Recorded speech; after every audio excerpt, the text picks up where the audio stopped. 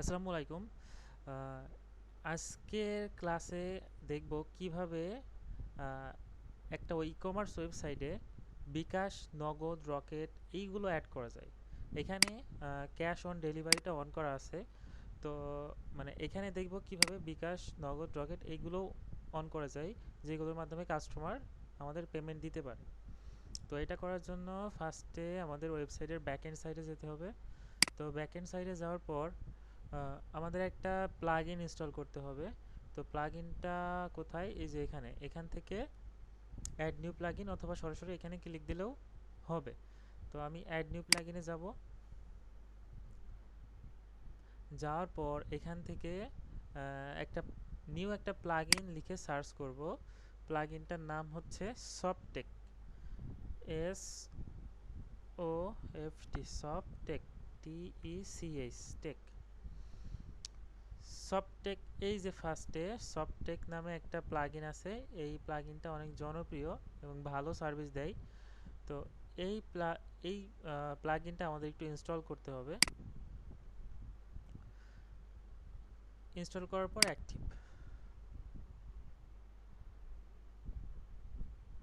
Active হয়ে গেছে। এখন আমাদের এইটা এখন ওখানে আমাদের নাম্বারটা সেট আপ করতে হবে। নাম্বার সেট আপ করার জন্য আমাদের যেতে হবে হচ্ছে উকমার্সে। উকমার্স থেকে আমাদের যেতে হবে হচ্ছে সেটিংয়ে। আবার আবার বলছি, উকমার্স থেকে সেটিংয়ে যেতে হবে। তো সেটিংয়ে যাওয়ার পর এই যে এখানে পেমেন্ট নামে একটা অপশন আছে। তো পেমেন্টে একটু ক্লিক দেব। যেহেতু ওইটা একটা পেমেন্ট মেথড সেট আপ করবো, সো আমাদের এই পেমেন্টে যেতে হবে। যাওয়ার পর একটু নিচে স্ক্রল করে যেতে হবে। যাওয়ার পর দেখেন এখানে বিকাশ, রকেট, তারপরে নগদ নামে তিনটা অপশন চলে এসছে। এটা কিন্তু প্রথমে থাকবে না, এই প্লাগ ইনটা ইনস্টল করার পর এই তিনটা অপশন আসবে। তো এখন এটা আমাদের একটু সেট আপ করার জন্য যেতে হবে এই যে ম্যানেজ থেকে একটু নিচে আসার পর এখানে আমাদের এই যে বিকাশ নাম্বার, এই জায়গায় আমাদের নাম্বারটা দিয়ে দিতে হবে। তো আমি আমার নাম্বারটা দিয়ে দিই, 5 দিলাম। দেওয়ার পর এখানে বলছে বিকাশ এজেন্ট নাম্বার নাকি পার্সোনাল নাম্বার। আমার এটা হচ্ছে বিকাশ পার্সোনাল, এজেন্ট নাম্বার না। আর আপনাদের যদি এজেন্ট নাম্বার হয় তাহলে এজেন্ট নাম্বার দিয়ে দেবেন, ঠিক আছে। তো আমার যেহেতু পার্সোনাল, সো আমি এখানে পার্সোনাল সিলেক্ট করে দিলাম। দেওয়ার পর একটু নিচে এসে এখান থেকে সেভ চেঞ্জ করে দেব।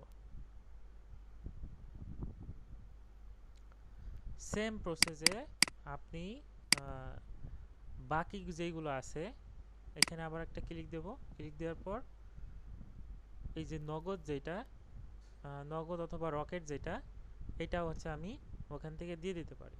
তো আমি চাচ্ছি এই রকেটটা ওখানে রাখবো না। আচ্ছা, আপাতত থাক। আমি নগদটাও সেট আপ করে ফেলি। এখানে আমি নগদ নাম্বারটাও দিয়ে দিলাম, সেম নাম্বারটা, পার্সোনাল, সেভ। সেট আপ হয়ে গেছে। এখন আমি যদি একটু চেক আউট পেজে যাই, ওয়েবসাইট ফ্রন্ট সাইডের চেক আউট পেজে যেখান থেকে কাস্টমার অর্ডার দেবে, একটু লোডিং হচ্ছে।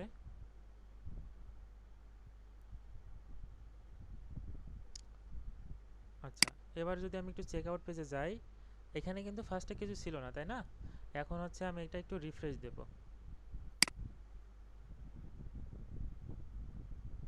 এই যে খেয়াল করেন, এখানে বিকাশ, নগদ, রকেট সবগুলো কিন্তু অ্যানাবেল হয়ে গিয়েছে।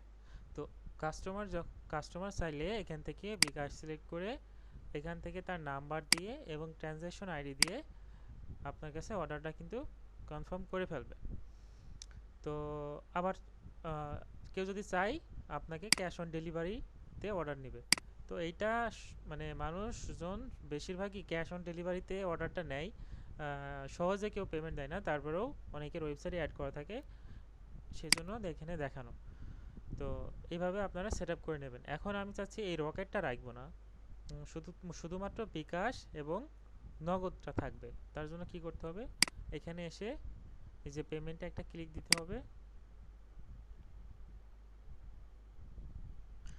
দেওয়ার পর এই যে আমি চাচ্ছি এই রকেটটা অফ করে দেবো, তাহলে কি করতে হবে, এই যে এই বাটনটা আমি যদি অফ করে দিই তাহলে ওইটা অফ হয়ে যাবে। ঠিক আছে, এবার এখানে একটা রিফ্রেশ দিয়ে দেখি, এই যে চলে গেছে। তো এইভাবে আপনারা বিকাশ, নগদ, রকেট যেটা মন আপনারা সেট আপ করে নেবেন।